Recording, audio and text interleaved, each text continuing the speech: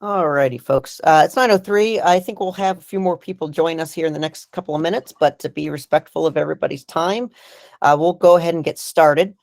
Before we officially start the presentation and I hand it over to Tom, I'm just going to go over a few housekeeping procedures here today. During the presentation, if everyone can keep their microphones on mute so there isn't any background noise interrupting the presentation, that would be most helpful. You can choose to keep your camera on and off. That's completely up to you. If you do have any technical issues, please put those issues into the chat feature here, and I will do my best to help you through those. Just be aware that most of the time the issues stem from your own Wi-Fi connection. If anyone dialed in today via telephone, please send me or Sue Unger an email just letting us know that you're here so you can get your MSR credits. And finally, if you have questions throughout the presentation, please put those in the chat feature as well, and I will prompt Tom as they come in.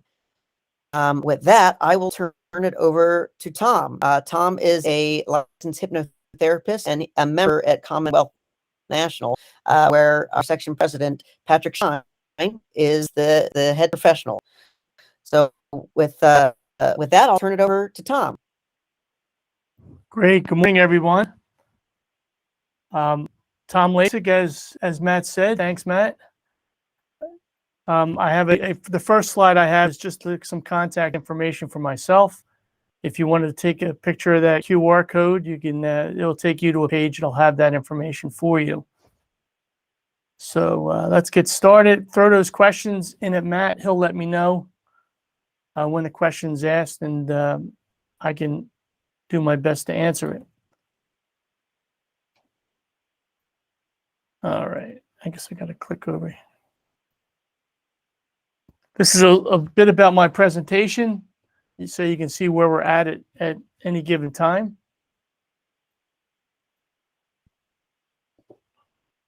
All right.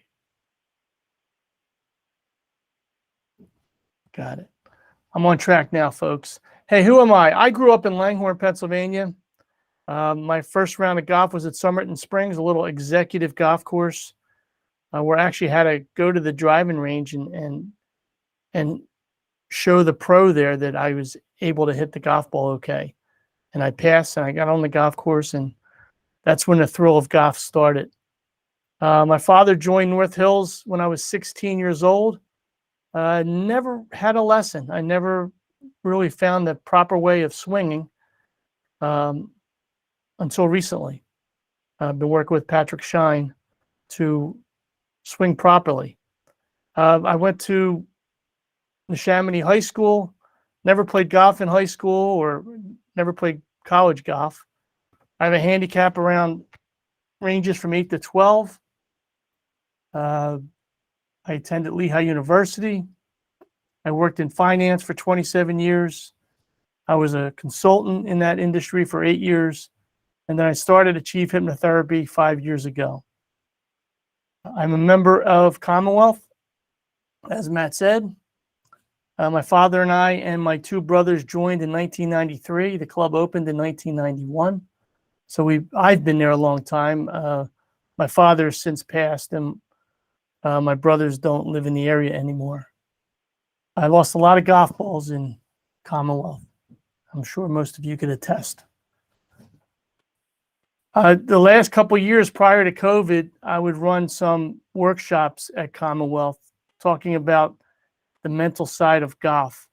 I combined that with Bill Tokmajian. He's a certified Titleist fitness instructor.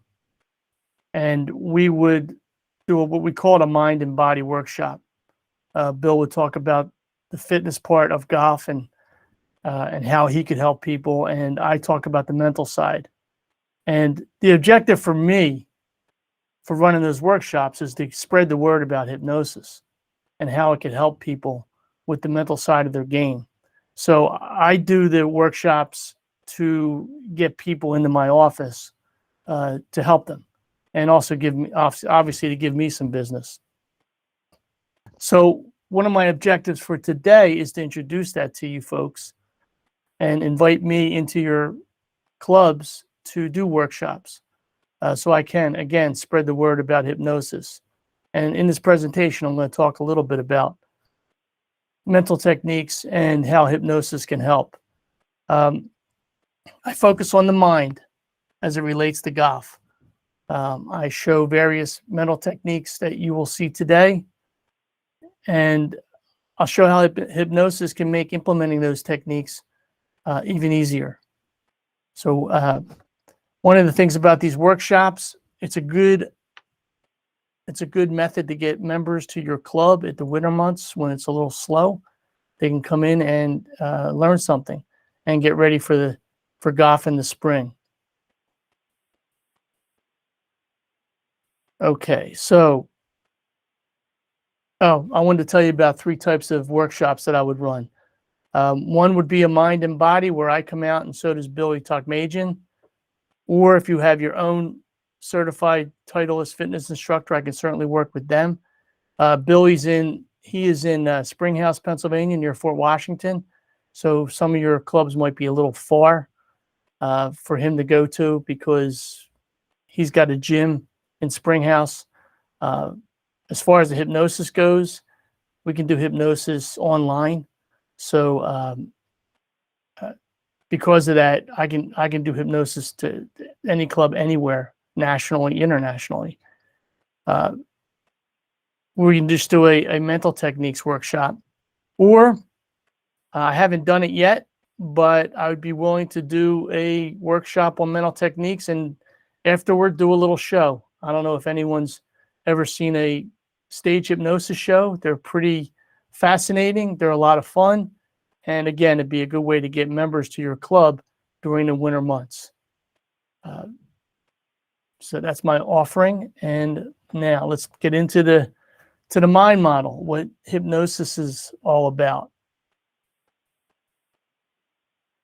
2 parts of your mind. You have a conscious mind and your subconscious mind. Conscious mind's very small, subconscious mind's very large. The conscious mind is there for your analytics, your willpower, your short-term memory, and your rationale. It's very small. It only holds a small amount of data. Your subconscious mind has everything that's ever happened to you, your entire life, stored somewhere in your subconscious mind. It includes your imagination, your emotions, your memories, and it's also your protector. So what is mental golf? Well, the great players have the strongest minds. The great players are able to overcome distractions, conquer negative thoughts, beat their competition with their minds. I'm sure many of you saw it, Tiger versus Phil, the match in 2018. I thought it was kind of fascinating. It was held at Shadow Creek. Everyone was excited. This is going to be a great event. They'll follow the golfers. They'll see what they talk about. There'll be a little banter in between holes among the golfers. They will joke with each other. Tiger was even par after 10 holes. He really played terrible. And I attribute that to the fact that he was talking with Phil. He wasn't focused on his golf game. And then you kind of saw a change in Tiger. He didn't talk as much. You could see more focus. And he ended up playing much better after that. He did lose. I think they had like a chip off or something. It went way into the night. But, you know, when you lose that mental focus on the golf course, you're going to have difficulty shooting good golf. Now, when it comes to mental golf, understand that there's a caveat. I can't turn a donkey into a racehorse. Someone's got to have a decent swing in order to have the mental part of the game help them. Now, if they have the yips or if they have blockages, that's where I can be of help. You guys got to work on the swing. I'll work on the mental side. That's the advantage I can provide. The objective on my end of playing golf is to play with the subconscious mind. That part of you that knows your golf swing, it's been using the same golf swing for many, many years. The subconscious mind is what you want to play with. And when you're in the zone, you're playing with your subconscious mind. It's your conscious mind that interrupts during a swing and has you do something that wasn't intended. So you need to get the conscious mind out of the way when the swing occurs. However, we do need the conscious mind to analyze how the shot's going to be made, what the wind direction is, how far you have to hit it. All those things can be done with the conscious mind. But we want to lessen the role of the conscious mind and let the subconscious mind run your golf game. Pre-game warm-up. Everyone should warm up, and I'm sure you tell all your members the same. They should warm up, loosen up the muscles, get their swing together before they hit that first shot on the golf course. Make any adjustments you need to make. Now, here's a little drill you can do to get your your subconscious mind involved. Take your last 15 golf balls. On those first golf balls, think about everything, all your mechanics, everything you want to do with that swing. And then for your next 5 golf balls, have just one swing thought. And then finally, with those last 5 golf balls, let your subconscious mind do the swinging. Just swing without thinking. Not as easy as you think, but swing without thinking, and your subconscious mind will take over, and you'll take that to the golf course. Let's talk about a pre-shot routine. Can you take a question from Mike Moses at Concord? Yeah, sure. Go for it, Mike. You can unmute yourself.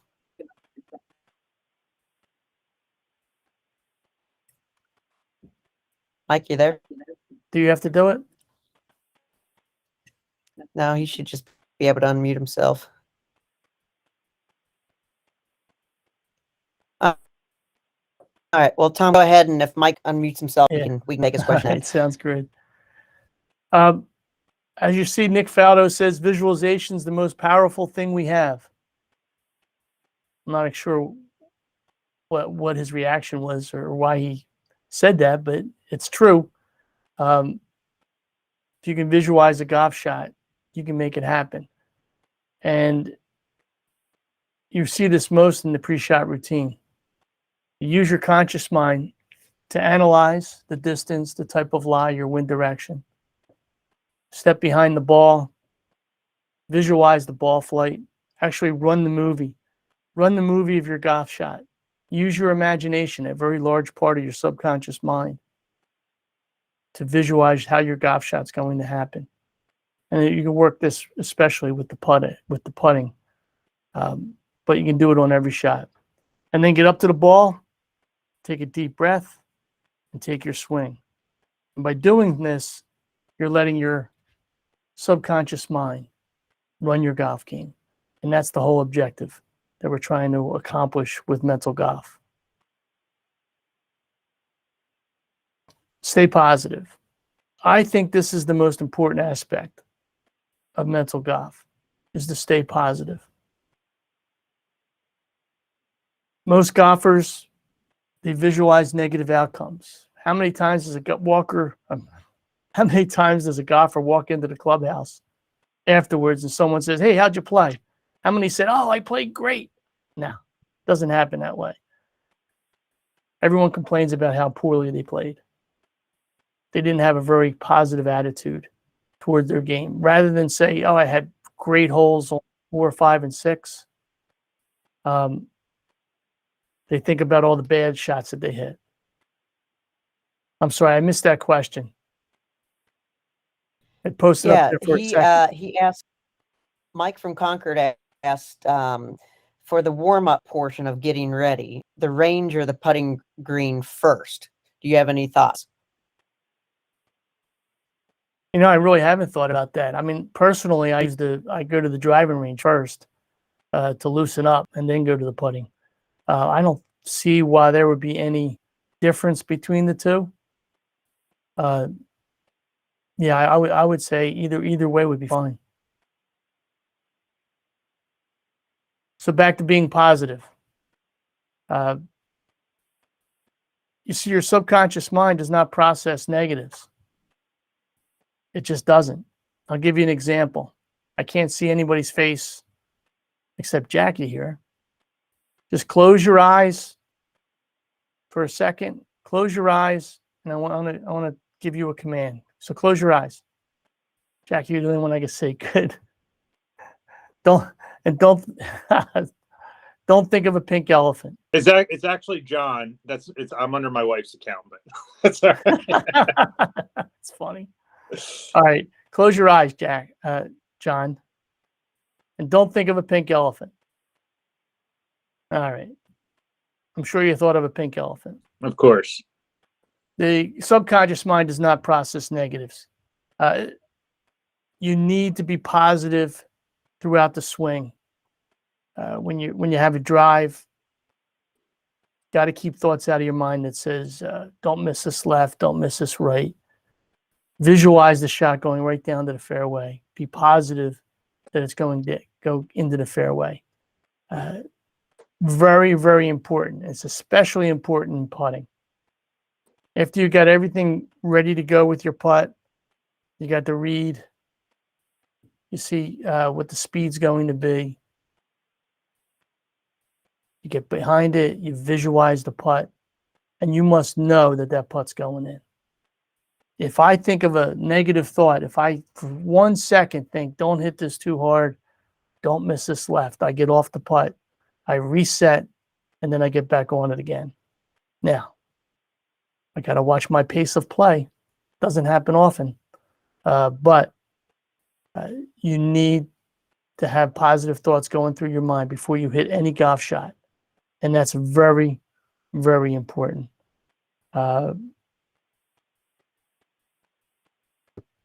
Next, stay in the present. What does this mean? You want to focus only on your current shot. Forget about the last shot. Tiger Woods, when he hits a bad shot, he has what he calls a 10-yard rule.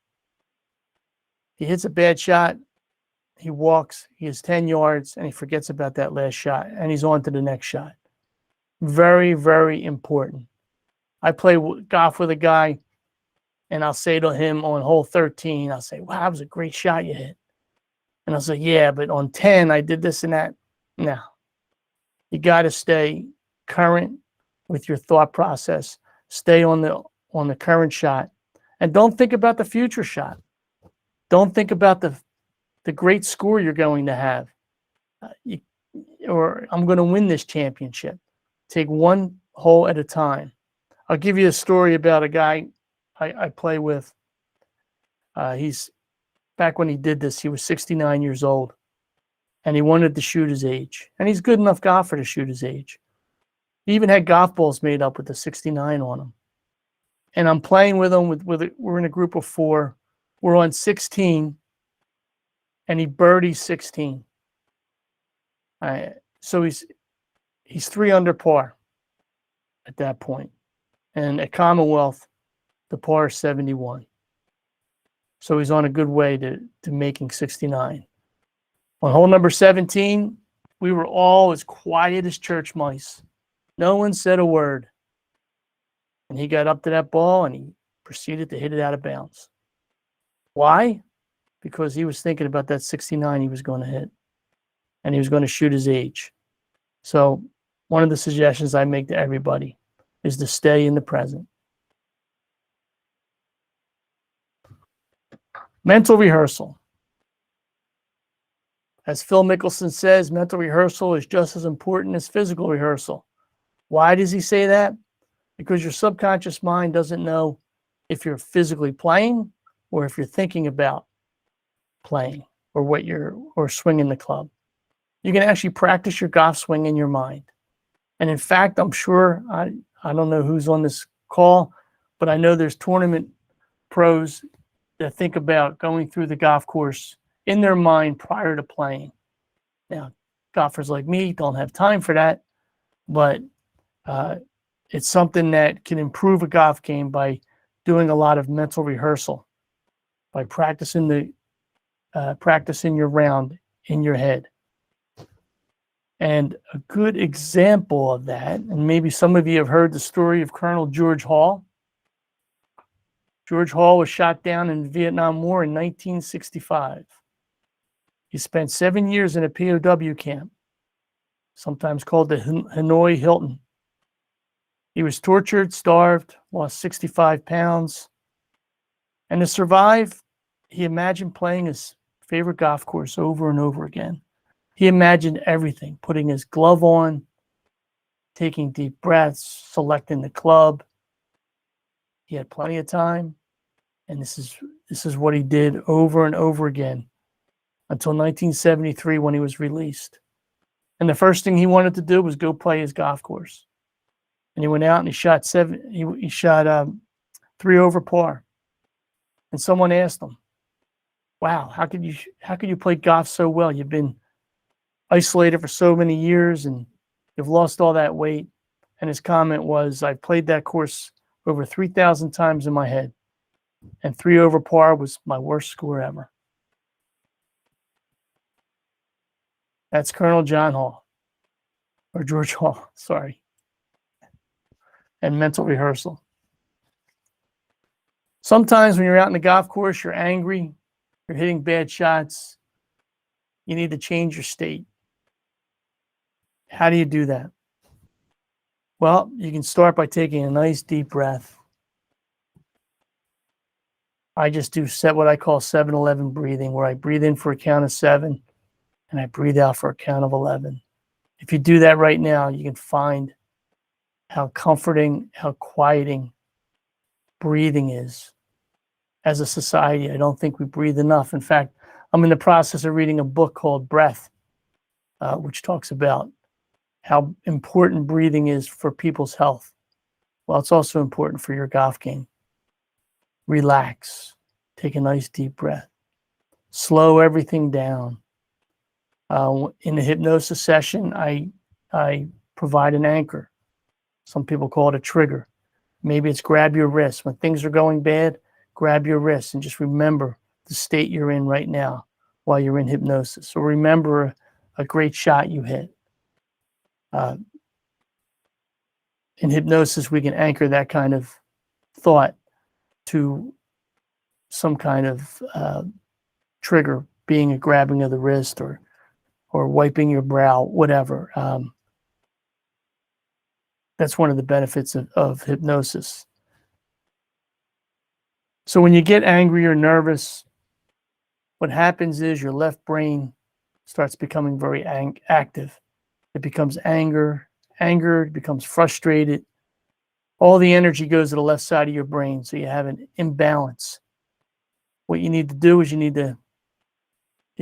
to even that out. There's something called bilateral stimulation. I don't know if we can do it. We're all here, but what I do is I tell people to move this golf ball from hand to hand, having your hands go across the middle, evening out your energy flow, your brain flow, so that you're able to relax and change your state. It works pretty well. If you see me golfing, you may see me doing that before a putt if I get a negative thought in my head. So what is hypnosis? I want to continue on with the mind model to show you what hypnosis is. And if you recall that last slide, this slide now has a red circle, something called the critical faculty. And the critical faculty is your filter or your firewall between your conscious mind and your subconscious mind. It evaluates everything that's going to come into the subconscious mind and either kicks it out or accepts it based on past history. That's why the smoker has a difficult time stop smoking, because they have so many events in their subconscious mind that says smoking is happy. It is enjoyable. It made them feel cool. And when something comes in from the outside world that says, hey, stop smoking, it gets kicked out because the critical faculty understands that this person's been smoking a long time and thinks it's been good for them. So the critical faculty also does some things with the mental golf.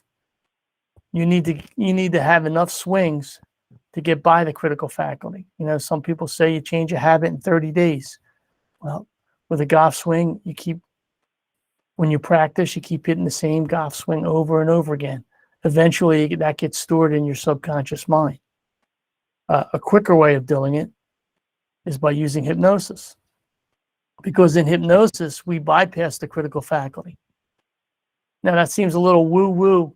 What do you mean you bypass the critical faculty?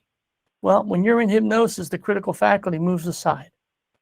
To give you a good example, when you're watching a TV show and you're absorbed in the show,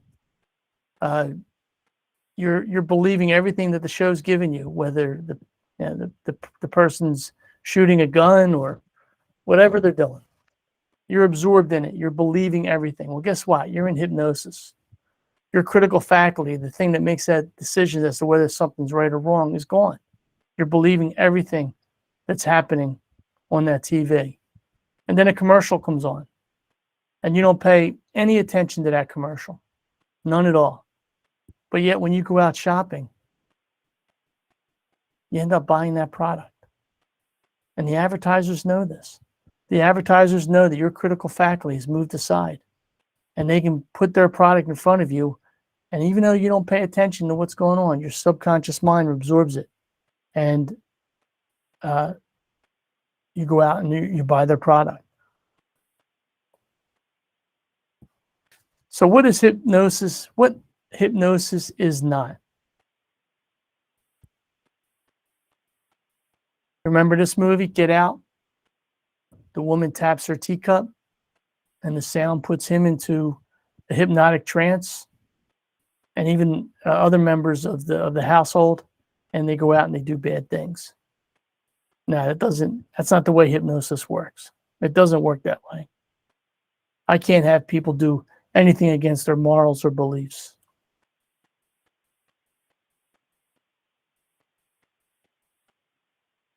All right, I lost my cursor. There we go. Oh, hold on. Page up. Office Space. Do you remember this movie? Movie's a little bit older. So he goes in, and his, I think it was his sister or girlfriend, was a smoker, and she stopped smoking using hypnosis. So he's been a down and out kind of guy. She recommends he go see this hypnotherapist, and he does.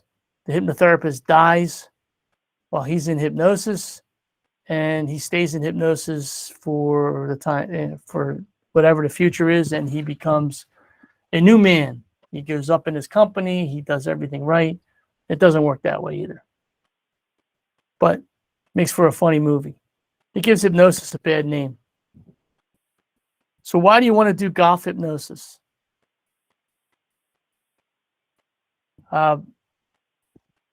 You want to change people's mindset. I mean, I've had people come in that get angry on the golf course, and they come in to see me and they tell me they're no longer angry. That's something that hypnosis can do. I will train the golfer to use their subconscious mind to play their rounds of golf. I'm going to narrow their focus. Their focus to winning. All this stuff can be changed in hypnosis, with hypnosis, to help people with the mental aspect of their game. It also helps them get back to a mental relaxation state when they get into a bad way. They can use that anchor or a trigger to get back to a good state. Hypnosis can help build confidence. I'll make this statement. Everyone plays better after golf hypnosis. I mean, it's a true statement. I have clients who shoot their best rounds after hypnosis. I have clients who have won tournaments at Commonwealth after seeing me and doing hypnosis sessions. I have clients that enjoy their rounds of golf because they're not getting angry anymore. It helps improve their tempo. And again, I give them anchors so that when they get on the golf course, they got something to rely on if things go bad. So how's it work? I do golf packages of 2, 3, or 4 sessions, whatever the golfer chooses. I teach mental techniques, kind of what I just told you here. And then we go through a hypnosis session with the client. And I offer positive suggestions to their subconscious mind to change their mindset, to play better golf mentally. And then I teach self-hypnosis. Yep, you can hypnotize yourself. I hypnotize myself. And as a result, I can play better golf. It's a technique that can be practiced and you can get better and better at it. It's a technique that is very helpful. So who can benefit? As I told you, you can't turn a donkey into a racehorse. So you need to have a decent swing to really benefit from mental techniques. Competitive golfers can really use this to give an edge against their opponents by having that golf hypnosis change that they're going to receive. It helps angry golfers, as I keep telling you. And it can help you as a pro to help a player's development. Someone who's not getting it because their conscious mind keeps getting in the way. They're not understanding your instruction. Golf hypnosis can help that kind of person as well. And golfers with the yips. One of the guys that won a tournament, he couldn't make a 3-foot putt. I'd watch his whole body move when he's on the golf course. And after a couple of hypnosis sessions, he was making those 3-foot putts and he ended up winning one of our tournaments. So hypnosis does work. I could go into more details about what hypnosis is all about, but I prefer not to bore you. And now if anyone has any questions, Matt, how do you want to handle the questions? I'd say if anyone wants to hop in, go ahead and unmute yourself and ask. But I'm gonna start off with a question, Tom. So I know you mentioned, or at least a couple of times, about the anchors and when things go bad, as a way to kind of get your mind back in check. Can you talk a little bit more about how that happens, or how that works? And what I'm curious about is just for my own golf game. It's hard for me to let things go, and I've gotten better about it over time. But if I 3-putt from 15 feet, I am furious, and it takes me a while, and that's a me problem. But I'm curious to see how you use the anchors in that regard. So knowing that before a hypnosis session, I would have you do something like maybe grab your wrist or take your hat off, or some anchor that when you do that, it'll put you back into a state that you felt while you were in hypnosis, or a state when you were playing better golf, when you were playing good golf. I don't know if you remember the British Open won by Louis Oosthuizen. He had a red dot on his glove. And whenever he would get into a situation like that, he would look at that red dot and it'd take him back to his hypnosis session. And he ended up winning the tournament as a result. And I think he still carries the red dot around on his golf glove. But yeah, that's how we would do it. Anchor it to some hypnotic state that you were in, or some memory that was enjoyable. Perfect. Go for it, John. Thanks, Matt. Tom, thank you. I had a quick question regarding the yips, because you read a lot about them. Obviously, I'm not asking because I have them, but I've read so much about mental versus physical factors and what produces them. And I've also read like one of the physical elements of a yip is, right before the moment of impact, the eyes shifting or twitching that creates like a spatial thing. How much is physical versus mental, in your opinion, when it comes to the yips or putting? Yeah. Okay. So I think the yips on a putting surface, I think the yips is more mental. When you get the yips while you're chipping, Mm-hmm. or just hitting a regular shot, I would think that's more physical, but also has a mental aspect as well. Yeah, something's going wrong there. What's happening there is your conscious mind is getting in the way. Right. As you start your downswing or your putting stroke, your conscious mind all of a sudden takes over.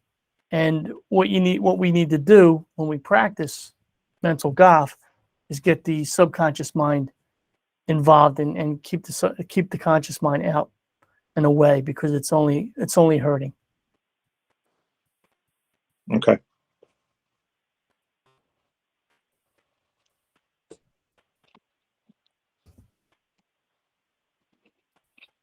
Tom, Other can you talk a questions? little bit more about? Can you talk a little bit more about your, I guess, your typical first session? What that might look like for a golfer, or does it vary wildly from golfer to golfer? No, it's pretty standard. Person comes in, we talk about their golf game. I take notes, so I know the path to take with them in their particular situation. We then go. I talk to them about what hypnosis is and what's going to happen in the hypnosis session.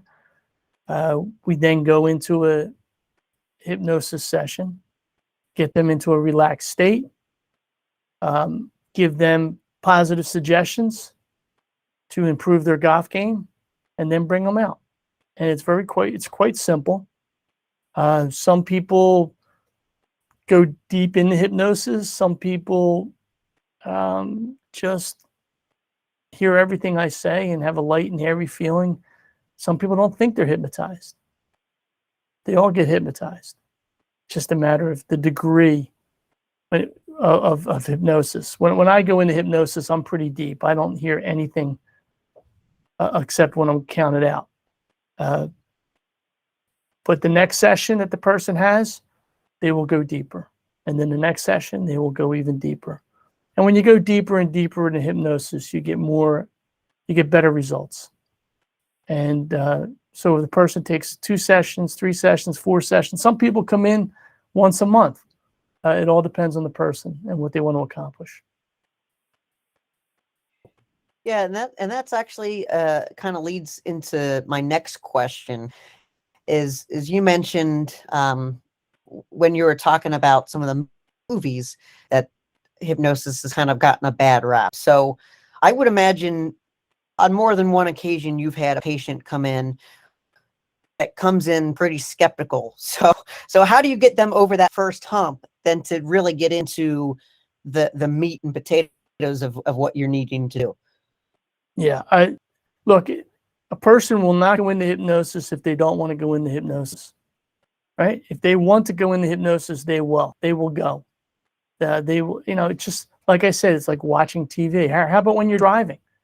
How many times do you drive to a location and you forget about all the turns and everything that you did? Or think about it. When you're driving along the road, you're not thinking about turning the wheel, hitting the brake. It just happens, right?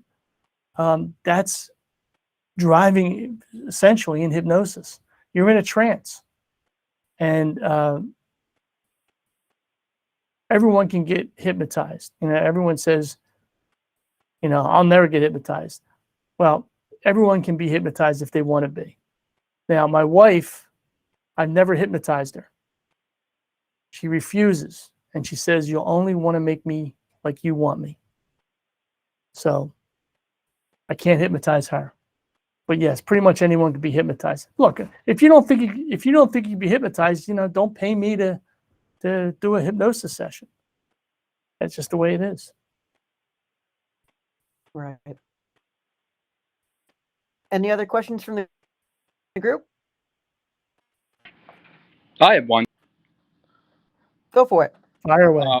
So I was wondering how much hypnosis could help manage nerves, because I feel like nerves come out in the most kind of either difficult or challenging situations, either in the tournament or you're having the round of your life. It's hard to block that out. Usually people I've heard, like, you go to breathing techniques, but how much can hypnosis help just either help calm those nerves or help prevent those nerves from even coming up? Yeah, that's a good question. I know for me, prior to ever being hypnotized, I was never very good in tournaments. I could play, with my buddies, play for money and do well. But when I got into a tournament, I didn't play well. And this happened over and over again. I didn't feel nervous, but I was obviously nervous. And then I went through hypnosis and I started playing better golf in tournaments. And it's all a matter of playing with your subconscious mind. It's that conscious mind that's making you nervous. It's the negative thoughts that's making you nervous. And by using hypnosis, I was able to play better golf, and I've seen it with other players. I've had many players win tournaments and get over those nerves. They're not nervous at all because of the hypnosis sessions. Awesome. Thank you. Yep. Also, Shallow Hal is a good hypno movie if you're trying to add to that. Yeah, well, I'm not sure I want to comment on that. Any Come on, other more questions?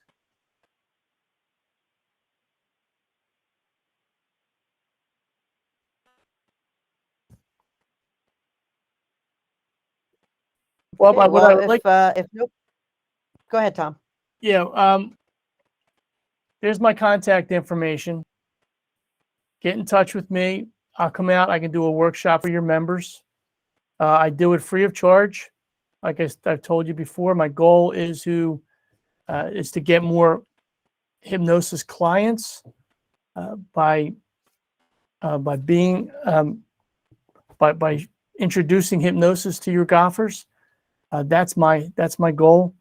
I can do hypnosis online.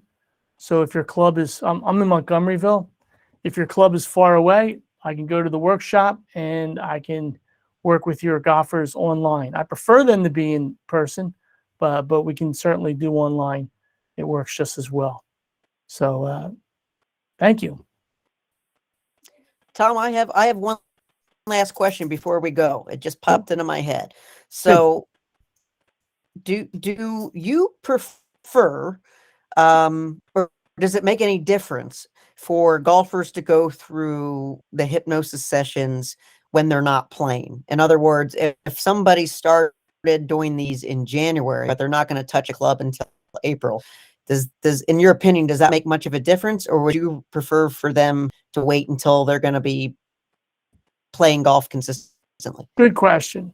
I prefer for them to wait because I'm not going to see what the results are. I want to see the results. Look, hypnosis can help people in a lot of ways. They might come in for one issue and leave and find that another issue has been taken care of. That could be the same way with hypnosis. But I think, start seeing me in March. I think that's a good idea. Or if they're going to go on a trip to Florida or some other warm place. But yeah, I would think that come see me prior to starting to play again is probably a good objective. Terrific. Okay, well, if nobody else has any questions, Tom, thank you so much for your time, and everyone who participated today. We really appreciate you coming out, and we'll be doing more webinars in the coming couple of months. So keep an eye on your email, and we'll do some more. Thank you, everybody. Thanks for having me. Thanks, Tom. Thanks, Thank Matt. you. Thank you.